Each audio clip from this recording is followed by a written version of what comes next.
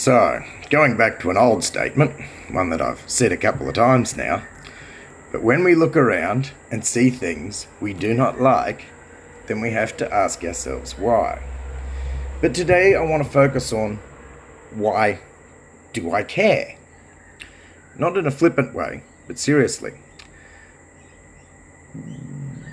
That thing that bothers you, why specifically does it bother you? What does it actually have about it that you don't like? Let me go a little bit further and think of it. Some things that we don't like are pretty obvious, especially if it directly impacts you. If you get slapped in the chops or break a leg, pretty easily, you don't like these things because of it hurts and whatnot. But for other things, that why question is a little bit less obvious. But it's still very important to ask ourselves why. Because the question of why do I care speaks to motivation. And without proper motivation, our efforts will gutter out pretty quickly. It's like a fire that doesn't have fuel. So you've got to ask yourselves, why? Why do I care? Seriously, why do I care? Imagine with me a girl in her room. And the room is a mess. It's trashed. But for her, there's no problem. She walks in, looks around.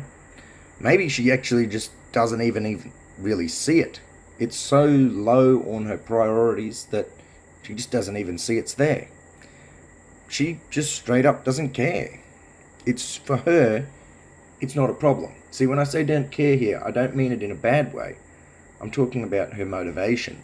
For her, there's no problem for her to worry about. It's just not an issue to her.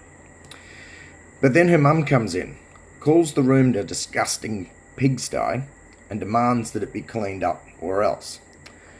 Now driven by fear and shame of punishment, the girl cleans up her room.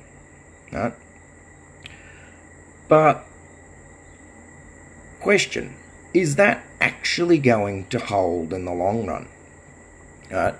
In that moment, she's been shamed by somebody who she respects, and she feels fear of punishment.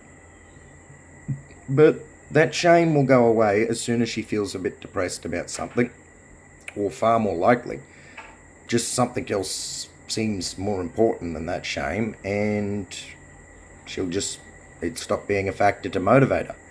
The same applies to the fear. And when somebody else's opinion or value or something that they consider to be a problem, but we don't, when you find yourself in that situation, whatever motivation gets sparked in you in that moment will fade pretty quickly. Because unless it comes from you, unless it comes from your heart and your desire, then very quickly it becomes, why do I care? I don't care. And so we lose motivation, and whatever the change is that was sparked in us for a moment just gutters out. Imagine with me also a boy who he needs to buy a car. The young man dreams of freedom and going out with a certain senorita. For that, he needs wheels, he needs money, and he goes out to get a job. Now, question, how likely is it that he continues to put in some effort? It seems to me that he will continue to put in effort so long as his dream remains alive. And as long as his dream remains alive, so will his drive to change and improve his life. I place before you that whatever your problem is, whatever the thing is that you need to work on, it can be broadly divided into two things: those you actually care about and those that you think you're supposed to care about. Things that actually matter to you, that you really wholeheartedly care about, will always be the more powerful motivators. Sometimes there are things that your mind decides that you should care about, but that you don't really care about, but that you know that you should care about them. Sometimes it's things like you're doing something that's wrong or that's hurting somebody, and you know that you should care about it, even though you don't really feel it, but you still know it. And I'll talk about that a bit further tomorrow. Alright, but for today, let's take some time to look at your problem. Using pen and paper, love pen and paper, take that pen and paper, sit down, ask questions of yourself. Questions like, but definitely not limited to, does it really matter to you? Like, does whatever that problem is, do you actually really care about it? Or is it just something that just popped up and it's, I got to do it eventually. Right?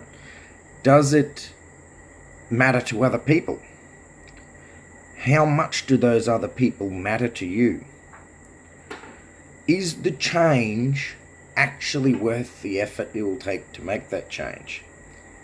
And only you can answer these questions. See, if you go to somebody else and ask them what they think, that's not about you.